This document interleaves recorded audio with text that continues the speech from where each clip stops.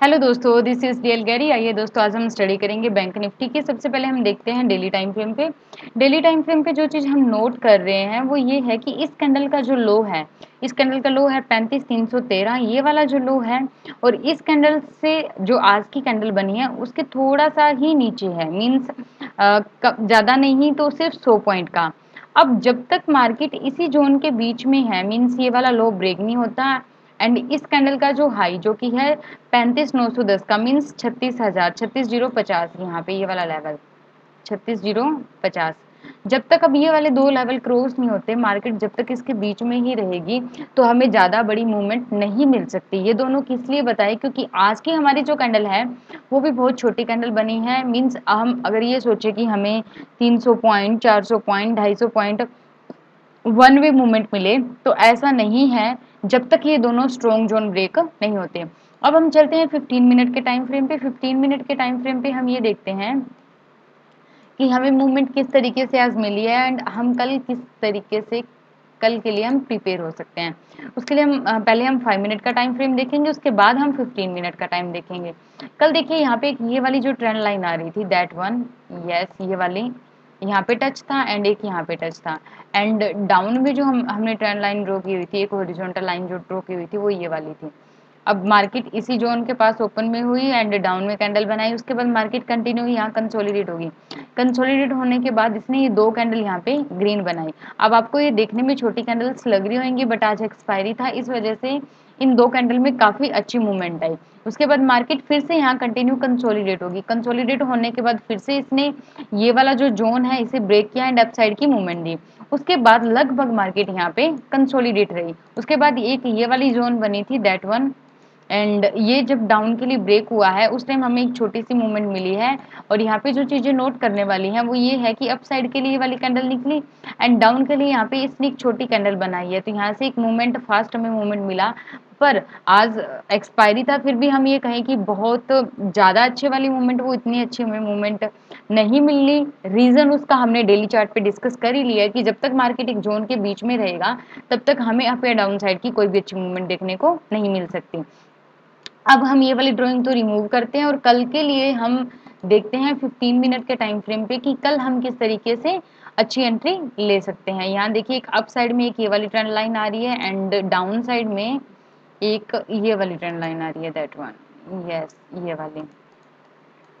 अब मार्केट देखिए यहाँ पे बिल्कुल एक जोन के बीच में है और जो सबसे अच्छी बात है वो ये है कि अप में यहाँ पे टच करने के बाद यहाँ डाउन में इस ट्रेंड लाइन के पास आकर ये कंसोलिडेट हो रहा है। इट मीन्स कि हमारा जो कल का फर्स्ट व्यू है वो हमारा डाउन का रहेगा।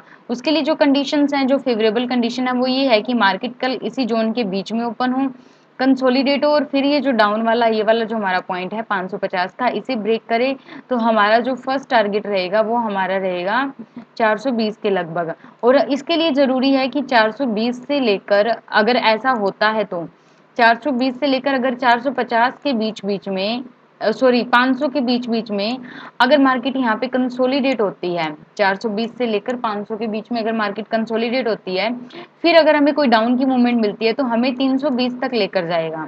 कैसे आया 320, ये देखिए, ये वाला जो पॉइंट अपना दैट वन, एकदम से 320 का यहाँ पे हमारा पॉइंट निकल के आ रहा है, ये वाला। और अगर हमारा 320 का हमारा डाउन के लिए टारगेट मिल जाता है तो फिर हमारी जो मूवमेंट होगी वो हमें लेके आएगी इस पॉइंट तक, जो कि है 220 के लगभग। फिर हमारा वही साइकोलॉजिकल पॉइंट 35,050 का।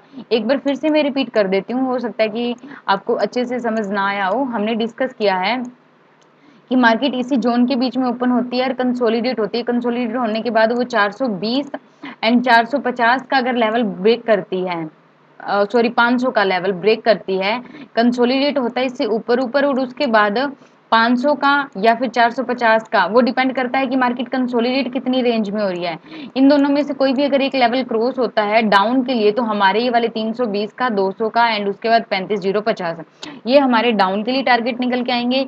अब यहाँ पे कंडीशन में चेंज कर रही हूँ, ऐसा भी तो हो सकता है ना कि मार्केट गैप देकर यहाँ डाउन में ओपन हो अगर डाउन में ओपन होती है तो फिर हो सकता है कि वो रेंज ऐसी बनाए कि हमें ये लगे कि 420 का जो लो है वो ब्रेक होने के बाद एंट्री होगी। देखिए हम यहाँ पे जितना भी कंसोलिडेशन जोन, ब्रेकआउट जोन, जितना भी हम डिस्कस करते हैं वो श्योरिटी नहीं होती कि मार्केट कल पक्का ही इसी कंसोलिडेशन जोन में ओपन होगी या पक्का ही वो 450 को ही ब्रेक करेगा तभी ही हमें एंट्री लेनी है। ये हम अलग अलग तरीके के लेवल क्यों डिस्कस करते हैं, ताकि हमें ये पता चले कि हो सकता है कि वो जो 500 का हम जो डिस्कस कर रहे हैं 35-500, ऐसा भी तो हो सकता है ना कि मार्केट इससे ऊपर ही कंसोलिडेट हो फिर 500 को क्रॉस करे तब डाउन की एंट्री मिले।